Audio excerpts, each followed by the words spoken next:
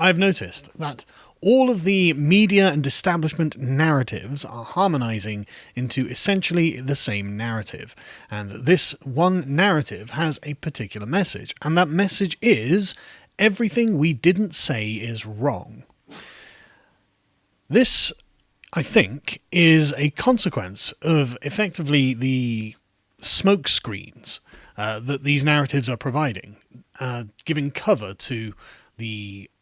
I don't have a better way of describing it other than the sort of the establishment, are all kind of harmonizing and becoming a kind of singularity, where the narrative is just them and then us. And so let's take a look back at Occupy Wall Street, back in 2010 to sort of 2012, this sort of period of time when there was very little, in my opinion, in the way of actual sort of overt social division, but lots of concern about Wall Street and them raking money out of democracy, which is completely sensible. And it's interesting how the establishment then starts to pivot into identity politics. Now, here we have a Twitter thread by a chap called Zach Goldberg, who has just gone through these news articles mentioning diversity and inclusion and a bunch of things that have been mentioned in various news articles. And as you can see, back in the 90s, diversity and inclusion just wasn't referenced in news articles as a phrase, but after Occupy Wall Street, it just skyrockets into the stratosphere. But you can see that it's picking up slightly before. If we can go on to the next one. Which one's this one? Right, we've got the racism one. The one one of these is about racism. If we can have a quick look, I don't remember what number. There's like 15 of them, and they're all basically on the same vein. But but you looking can see, at SJW talking points. Yes, yeah. So you can see that this did exist before Occupy Wall Street, but it was at the time of Occupy Wall Street, this directly afterwards, this really starts gaining ground. If we can get to the next one.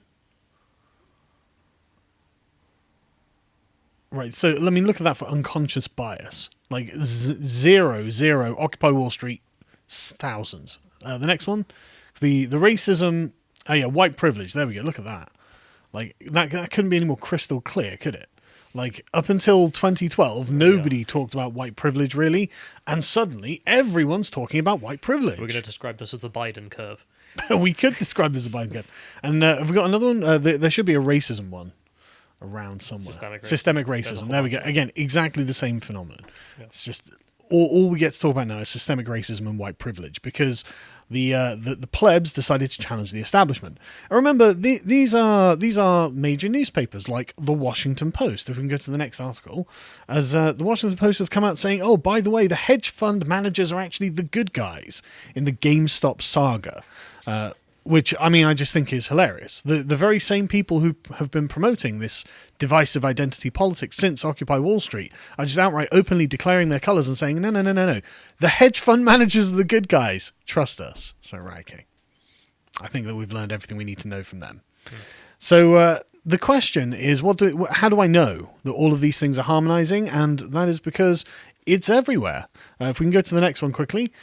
This was tweeted out by James Lindsay, who observes accurately that what exactly does George Floyd have to do with the Holocaust? It's hard to pin down, isn't it?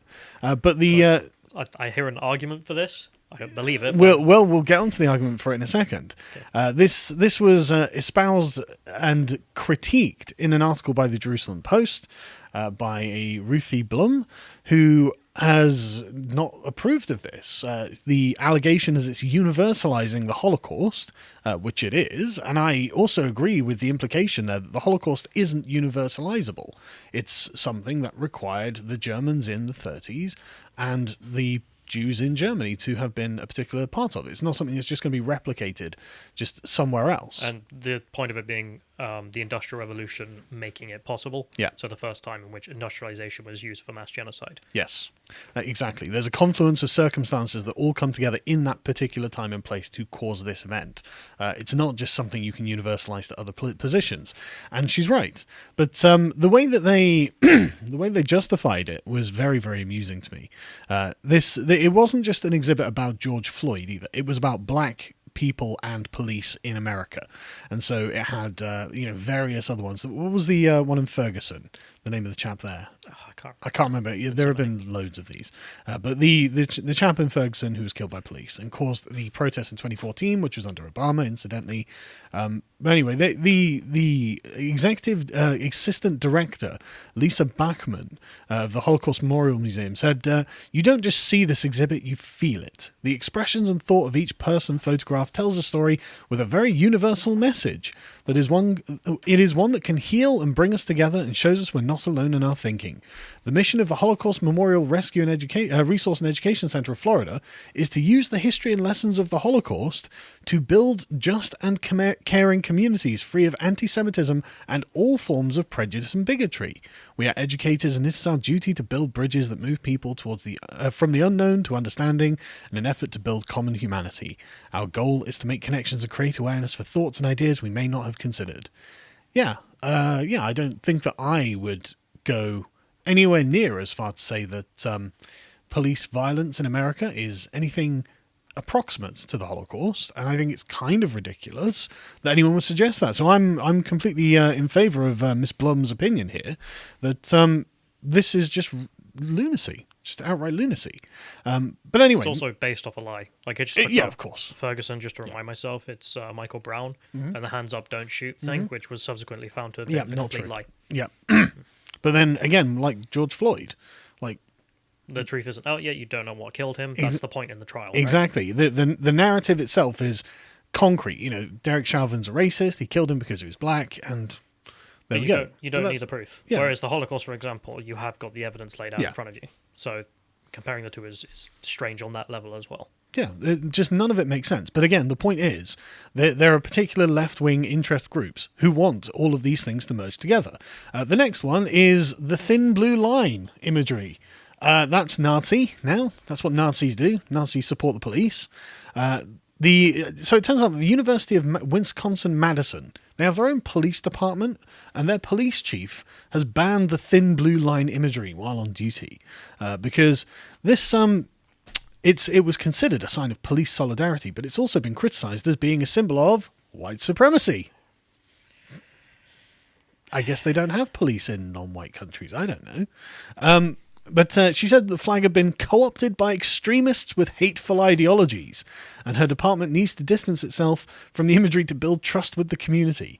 We must consider the cost of clinging to a symbol that is undeniably and inextricably linked to actions and beliefs antithetical to UWPD's values. What? Amazing. The existence of the police force is antithetical to the values of the police force. Yes. Of the University of Wisconsin-Madison. Amazing. Yes. Yeah.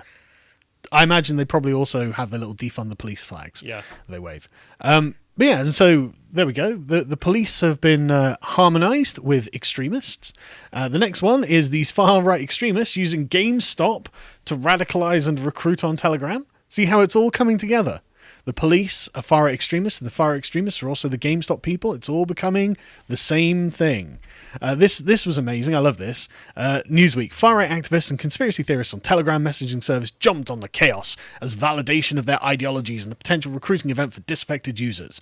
Yeah, no kidding. I mean, who doesn't do this? Literally everyone does this. You're doing this right now. The Holocaust Museum was doing this with George Floyd. Everyone is jumping on everything that happens to legitimize their ideological position. Apart from us, because we actually aren't promoting very much in that way. Just get a job. It's not very ideological. But I love that. What I love about this is that I wouldn't know about any of this stuff if they didn't publicize it and popularize it. One channel affiliating itself with the anti-government Boogaloo movement said that Jewish hedge funds had lost billions, crediting a bunch of white supremacist Reddit day traders, quote, that is, with the price movement. Right, so if a bunch of Nazis on Telegram are like, oh, well, this was white supremacist day traders, Newsweek's like, well, there we go, that's all the proof we needed. Like, what? Much journalism right there. Yeah. Now the Jewish bankers will have to pay up the difference, causing hedge funds to go bankrupt. Well, thanks for giving me all of that kind of anti-Semitic reporting, Newsweek. I wouldn't have known. I didn't follow these things. Obviously, we go into the QAnon accounts, meanwhile, which link the GameStop to their conspiracy theory. What a surprise.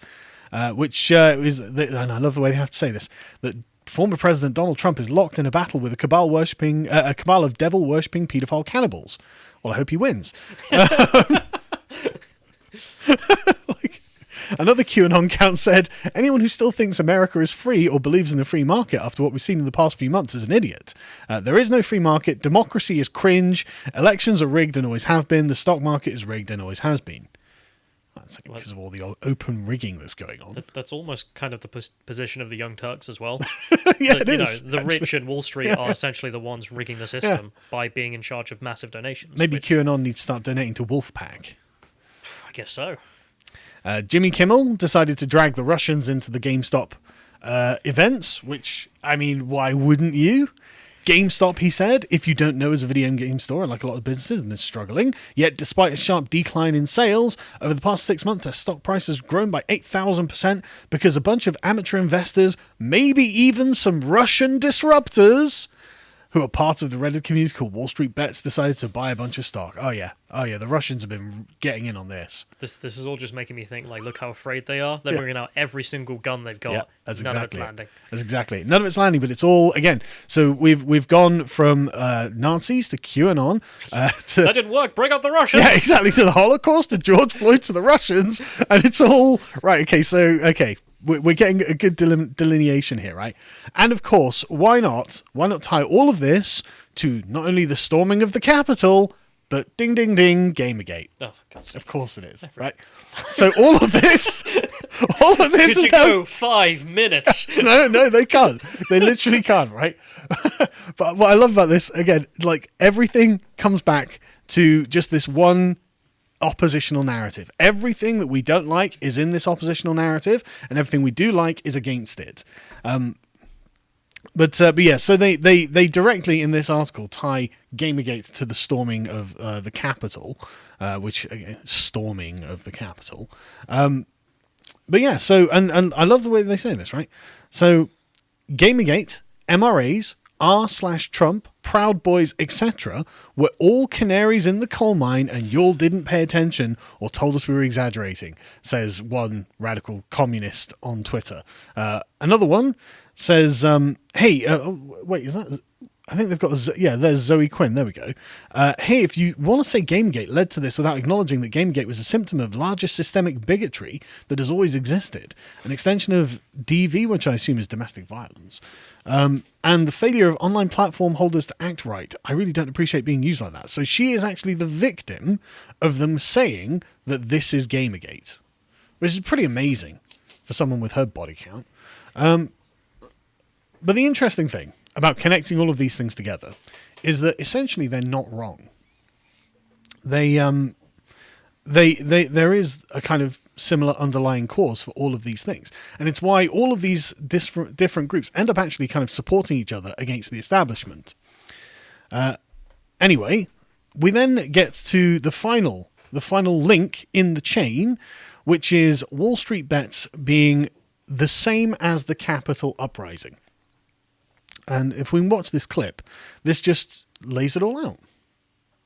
It really puts a lot of question about the integrity of the market, right? And it really kind of, everybody's scratching their heads over this. What should happen? What is the right thing to do to control this or stop this? Not unlike what we saw on January 6th at the Capitol, right? If you don't have the police in there at the right time, things go a little crazy.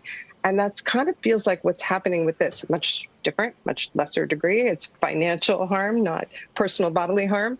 But certainly that's the same kind of, platform created frenzy that people are operating under. And these are very trying times.